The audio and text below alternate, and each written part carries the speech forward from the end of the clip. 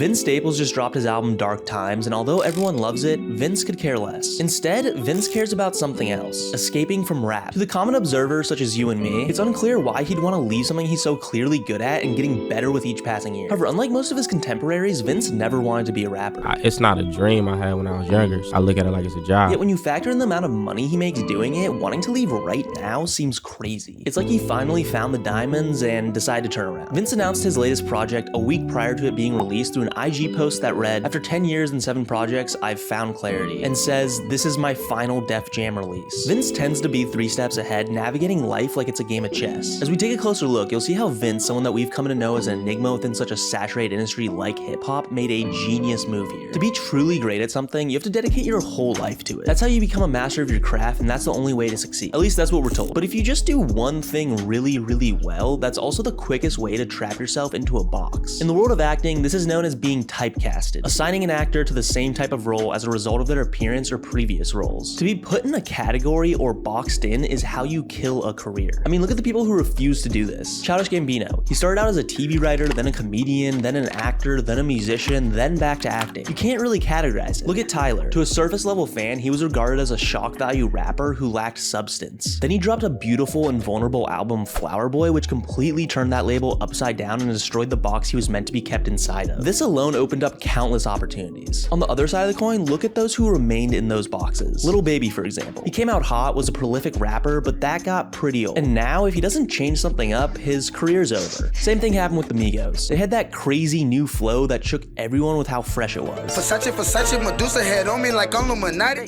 But after a few years, it got stale and their careers never flourished. Being put into a box is actually how Vince's career started out. When he signed his contract with Def Jam back in 2014, the label had a clear idea of how they wanted Vince's career as a rapper to play out. This contract, like most initial contracts, was a trap. Vince signed it right after dropping his Mac Miller produced project Stolen Youth. The deal held Vince contractually obligated to deliver a handful of projects. But as an added incentive, Def Jam gave Vince a back end, which is also known as an advance. This is essentially a loan that labels give out to rappers when they're first starting out and don't have any money. But they eventually have to pay that back in full and some. When you think about the idea of a record company, they give you the loan and they fund the distribution to make your CDs. And basically charge you triple what they get. But there are no fucking CDs. Nothing is physical. That shit does not exist no more. Def Jam intended to box Vince in when they signed him. Being from Long Beach, his label saw this as a natural marketing point for Vince's music. They wanted him to lean into that violent, drug-dealing, gang-related street rap. But Vince was smart enough to not let them do that. For one, that would typecast him. And two, on a personal level, Vince doesn't believe in all that. He's actually lived it and knows that it's nothing to glorify. We push the gangster stuff over and over and over again. They want us to keep trying to be in the street so they can keep marketing it. I mean, what's a mafia movie without a hit? And this is their entertainment. Our lives are becoming their entertainment. So just as an artist, man, know that it's a reason that this stuff is being pushed, and I fall for it. Instead of letting his label push him into this artistic expression, Vince, being the intellect that he is, flipped the script on them. And you can literally see this happen in his music videos. One for Senorita, where throughout the video, you see what his label wanted him to lean into, only for it to end with an upper-class family watching from the safe confines of their home on their TV screen. Vince said about this video, "I wanted to communicate my point of view on how urban culture and music is showcased in the most matter-of-fact way." Again, he demonstrated this years later in his Fun music video. I always appreciate when an artist takes an idea that's so cliched and played out and then completely flips it, like Vince does here with glorifying street violence in music. And another example being Kendrick's first radio hit, Swimming Pools, where it sounds like a party song, but the lyrics themselves are introspective and in fact dismissive of party. Earlier I said Vince moves like a player in chess, always seeing 3 steps ahead. And this was the case while in his deal with Def Jam, as he understood that rap had its limitations. I'm 30 right now, bro. Who can do this when they 60? Who can do this when they 40, 45? In addition to it being a young man's game, Vince has been very vocal about how music is a dying industry, with the main culprit being streaming. Streaming dominates the space and essentially gives consumers music for free, while artists are left with the short end of the stick. What's the dying industry? Yeah, music's over. Streaming, bro, it's over. But I fuck with it, you know what I mean? It's cool, I get it, but like, it's over. Recognizing this, Vince spent his time at Def Jam building a larger platform, and then leveraged that for other opportunities like acting and directing. And this worked. Recently, he launched the Vince Staples Show on Netflix, which allowed him to shed the label put on him as a rapper. And the show has been met with rave reviews. But it's not like this process was easy. It took years to get going. It was really hard and it took a long time. It took like 8-9 years. With the help of Def Jam, Vince got his name out there. And with that, he began getting roles here and there in different movies and TV shows. Then in 2020, he began recording a YouTube series called The Vince Staples Show. And it started out as just longer music videos for his songs. He was able to use this as a way to get Netflix attention while also building up his own chops within the film industry and prove that he knows what he's doing. Finally, with all the experience that he got and the connections he established, Vince made the jump, and Netflix bought 5 episodes for his series. As mentioned, Vince announced his last project, Dark Times, with an Instagram post and caption that read, 11 years ago, a young, uncertain version of myself was given an opportunity with Def Jam Recordings. I was unsure of what to expect from the world of music, but deeply aware of what I needed, a change in my surroundings and a clear understanding of self. 10 years and 7 projects later, I've found that clarity. Now I share with you my final Def Jam release. The timing of